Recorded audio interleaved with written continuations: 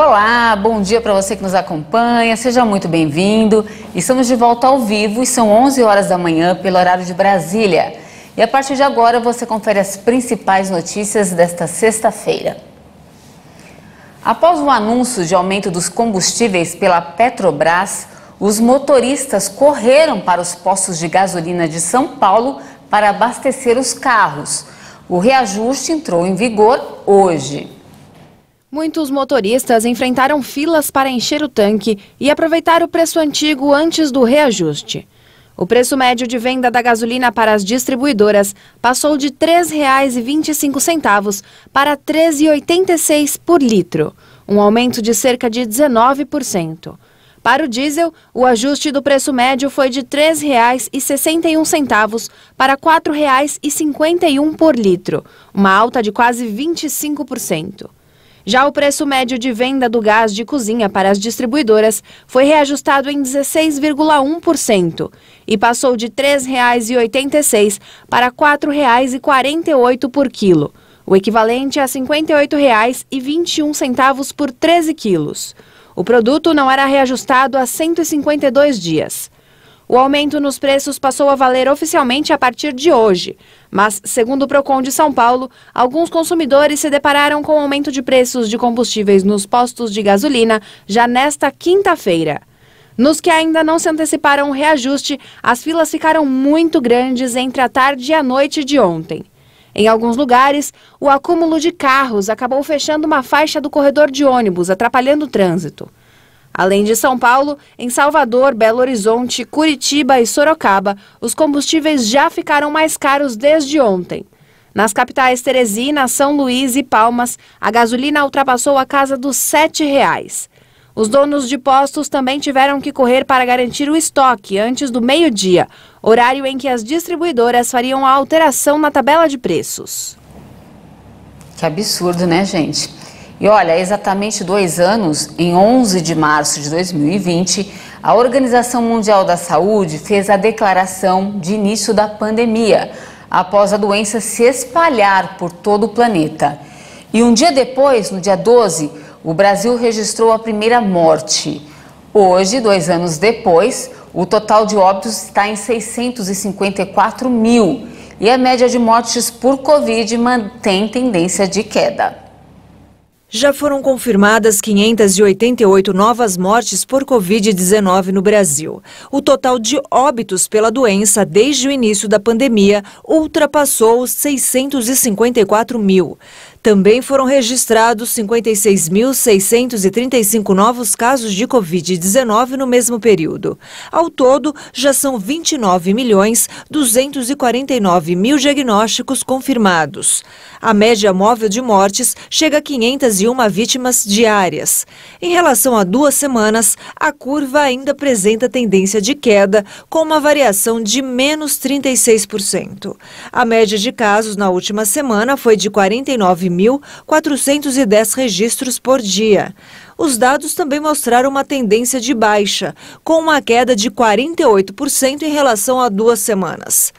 Hoje, no mapa da evolução da doença por regiões, o estado do Amapá indicou alta. Em estabilidade, agora está somente o estado do Paraná. 24 unidades da federação hoje registraram queda. Rondônia não divulgou os dados sobre a doença. E agora vamos falar da guerra entre Rússia e Ucrânia.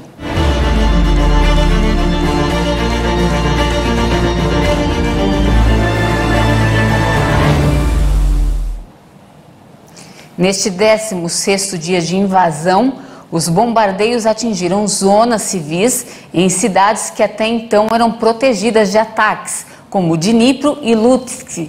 Segundo a ONU, o número de refugiados da Ucrânia já passou de 2,5 milhões de pessoas. De acordo com o serviço de emergência, houve 3 ataques aéreos na cidade que atingiram uma creche, um conjunto residencial e uma fábrica de sapatos. Bombardeios também foram registrados na cidade de Lutsk, no noroeste da Ucrânia. O número de refugiados do conflito já passa de 2,5 milhões de pessoas, de acordo com a ONU, que também estima que outros 2 milhões foram deslocados internamente. A Polônia é o país que recebeu o maior número de pessoas, com 1,5 milhão de refugiados tendo entrado no país desde 24 de fevereiro. E o presidente russo, Vladimir Putin, ordenou que seu exército facilite a entrada de combatentes voluntários, incluindo sírios, para lutar contra a Ucrânia. Os mais de 150 mil soldados direcionados pela Rússia na guerra da Ucrânia têm reforços de fora das forças armadas de Moscou. O presidente Vladimir Putin deu oficialmente boas-vindas a quem desejar lutar na invasão ao território ucraniano. Se vocês virem pessoas que queiram ir voluntariamente e não por dinheiro para ajudar quem vive no Donbass, no leste da Ucrânia, vocês têm que abordá-las e ajudá-las a chegar à zona de combate. De acordo com Putin, a iniciativa se justifica porque os sócios ocidentais do regime ucraniano nem sequer escondem e reúnem abertamente mercenários de todo o mundo para enviá-los para a Ucrânia. O Ministério da Defesa explicou que a maioria dos que querem e pediram para se juntar às forças armadas russas é de cidadãos sírios. A Ucrânia anunciou a criação de uma legião de estrangeiros voluntários integrada às suas forças armadas para combater os militares russos em seu território. Há anos, a Rússia é acusada de recorrer a paramilitares privados e implantá-los em territórios de conflito como a Síria, a República Centro-Africana ou o Mali. O governo russo também é acusado de ter formado, desta maneira, a rebelião separatista armada pró-Moscou no Donbass em 2014.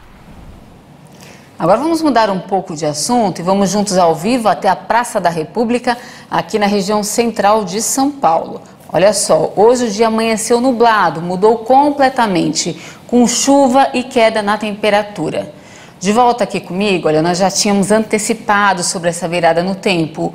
Uma frente fria está avançando sobre o sul do Brasil e hoje ela chega com força ao estado de São Paulo. O risco de temporais é maior em relação aos últimos dias. A previsão é de chuva forte, principalmente durante a tarde e a noite. E é exatamente sobre esse assunto que o Kleber Werneck vai falar com a gente. Bom dia, Kleber.